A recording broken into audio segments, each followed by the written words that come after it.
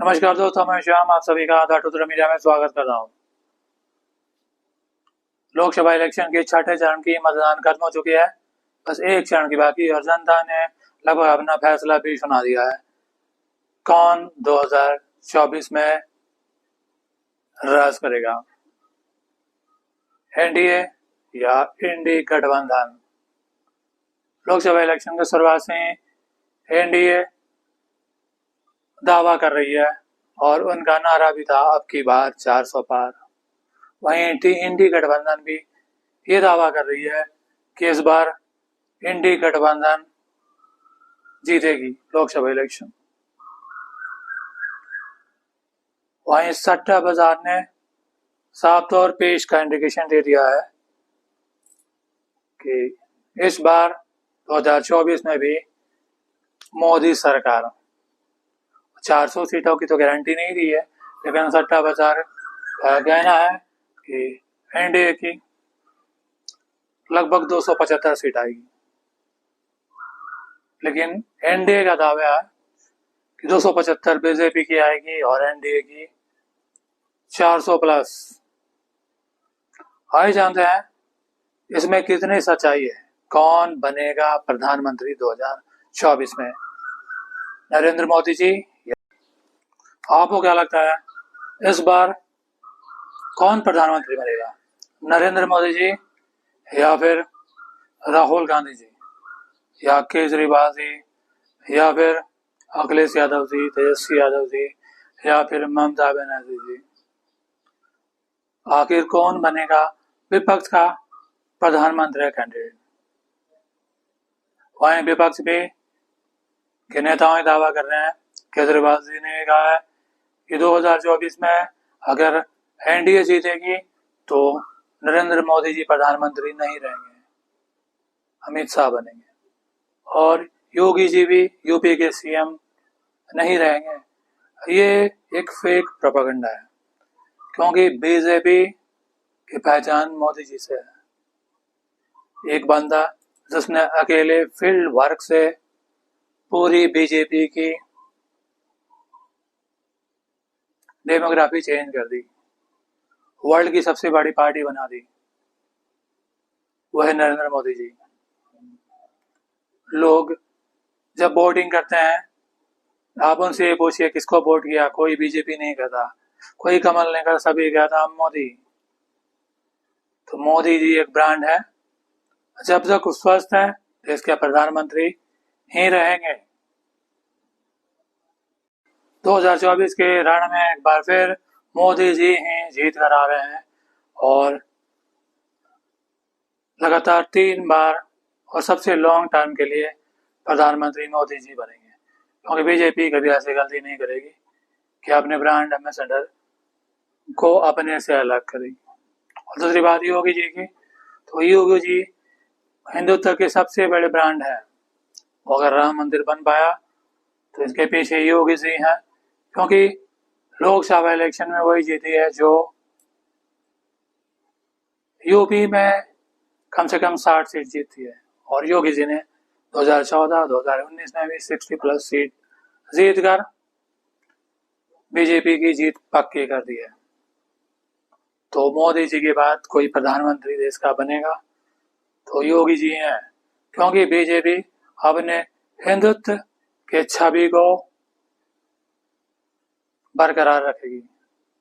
मोदी जी के बाद योगी जी देश के प्रधानमंत्री बनेंगे।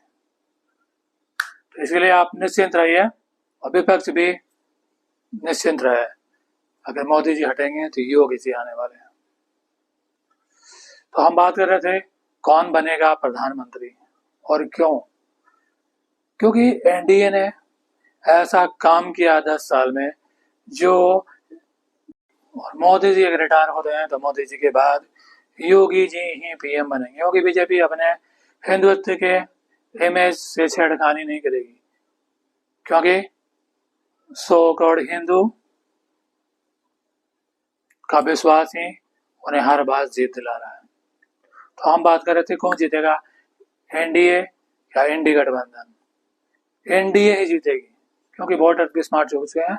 वो विधानसभा में अलग वोटिंग करते हैं, लोकसभा इलेक्शन में अलग करते हैं। आप दिल्ली में देख लीजिए, बिहार में देख लीजिए, बिहार में आरजेडी जीत जाती है, जेडीयू जीत जाती है विधानसभा में, लेकिन लोकसभा इलेक्शन में बीजेपी के हों ही सारे सीट्स मिलते हैं, एनडीए को ही सीट्स मिलते हैं। उसी तरह दिल्ली में भी 7 के 60 बीजेपी ही जीतती है, क्योंकि जनता भी जानती है देश के लिए मोदी ही बेहतर है, राज्य में कोई भी चलेगा। तो हम बात कर रहे थे कौन जीतेगा, एनडीए या एनडी गठबंधन, और जीतने का वजह क्या है। एनडीए ही जीतेगी। उसकी वजह है कि एनडीए ने 10 साल में वो काम कर दिया जो कांग्रेस ने 76 साल में नहीं कर पाई। आई जानते कैसे?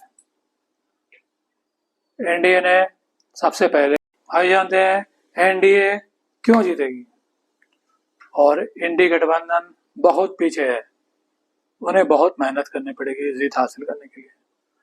मुझे लगता है अगला 20 साल इंतजार करना पड़ेगा उन्हें दोबारा सत्ता में आने के लिए। आई जानते कैसे?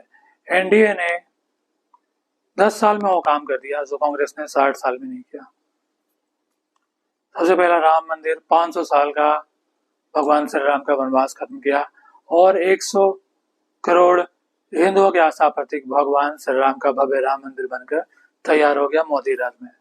इतना नहीं, 3 तलाक मोदी राज में खत्म हुआ, 370 धारा मोदी राज में खत्म हुआ, और नोटबंदी, जीएसटी जैसे कड़े फैसले लिए गए मोदी राज में ही। और आयुष्मान योजना, जनधन योजना, प्रधानमंत्री Awas Yojana, Swachh Bharat Abhiyan, make in India, digital India Modi राज में ही हुआ।